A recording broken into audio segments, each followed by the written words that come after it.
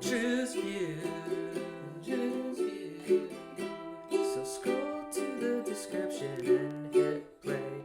Copyright claims try to hide his vids away, but he'll never stop cause the Ben fans say that he's the baddest reactor to ever make their day. Drewz Viewz. To the true, Drewz Viewz. To the true.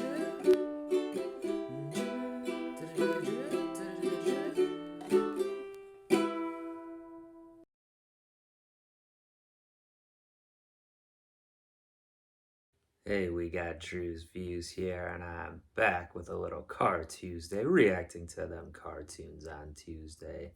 And you already know what it is. Ben 10, Alien Force, Season 2.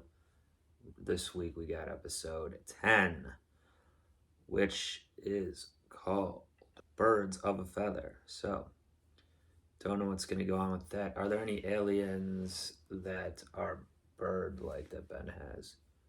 Not really. Jet Ray, I guess, kind of, but just because it flies. There's like the term birds of a feather flock together. Maybe that would imply some more teammates on Ben and Co's side. Hopefully not more on the Denalian side. Maybe more of like the people we met last, or the guy we met last time, who, his name's escaping me, but he was a guy that got turned into a Denalian. He had amnesia. I didn't know what he was doing. He didn't remember that he was a Denalian at that point. He thought that he had, got escaped from the lair with the hybrids and everything, but really they had sent him out to do something, to transfer this weapon, and he got away started. Not remembering, he kind of broke out of the brainwashing, or literally not just brainwashing, body washing, I guess, like, he was turned into that. The Denali, or rather the hybrids, I guess, are using these xenocytes, I think they were called. Clearly it seems to be influenced by the Alien movies, I think, even like how they attach to you and stuff. But yeah, I was kind of wondering, did all the Denalians get turned into into Denalians by that, or not? I don't know. I mean, there's some comments here from last time. Rainy Stowe says they would like to buy one. It could come in handy. How much the Denalian selling it for? Just a joke, I think, but I don't know if that implies also that they aren't all turned from that. There is just regular ones, like a planet full of them or something. I don't know. Yeah, talking about Ben doesn't do sacrifices. That was kind of the ending last time. He let them get the weapon back into the ship in order to save this character. But it was a cool episode last time too, in terms of it was kind of more mysterious. But figured out what was going on midway through, that this guy was a Denalian, but also it opened. It was a pretty long opening last time with no Ben, Gwen, Kevin, like just the guy we just met, setting up that mystery a little bit, what's going on, amnesia, all that. So definitely liked the last one.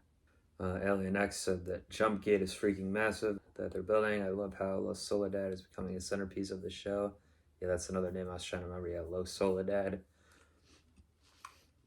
It's kind of the abandoned town, or where they used to do 50 style like nuclear tests, I think. That they're taking over and building this big old St. Louis Arch thing in there. And I guess we learned that's how they're planning to invade through that. And you have people talking about the damage repair, which is how Ben healed the guy last time. We did see it again with Ken, his cousin, Gwen's brother. We saw that work back in that episode from last season too, I guess. So the Omnitrix does have that power, I guess. And yeah, I was wondering too, like, it seems like the plans for Ben and them to change, since this one guy is able to break out by himself, seemingly, they're gonna cause a movement to have all these people that have been taken over to break out and go back to themselves. But if he has to individually take it off all of them, I don't know if that could work, depending on how many people are turned, which I think is a lot. So, there's cops, there's truck drivers, everything. So I don't know if that's the best solution, or there's going to be another twist in here. We'll have to see. But yeah, the only way to find out is to get into the episode. Let's see what these birds of a feather are squawking about.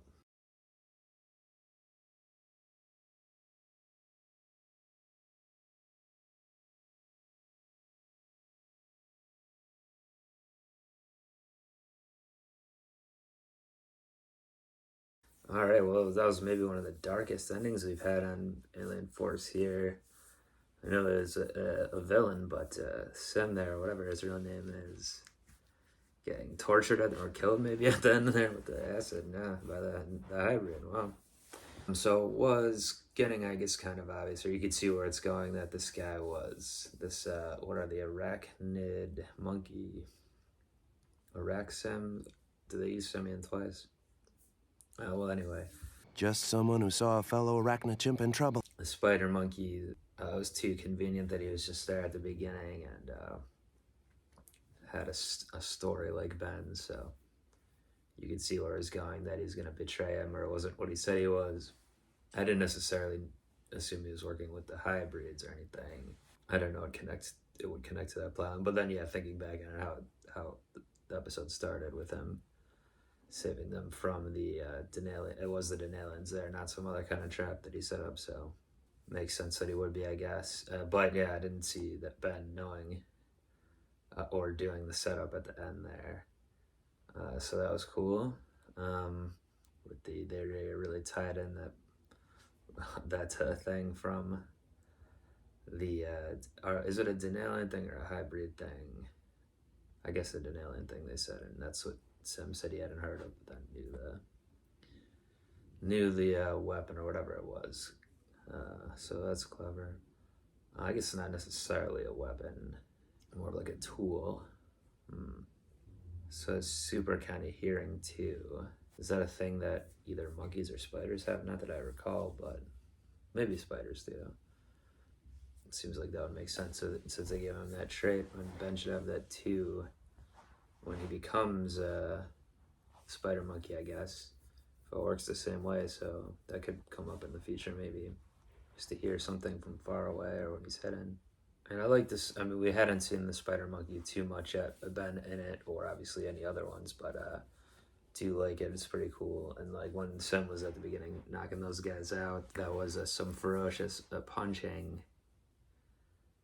So yeah, I mean, like most of Ben's aliens, if not all, are pretty powerful, I guess, but I hadn't thought too much about this one yet, so interesting to get basically a full episode highlighting that one.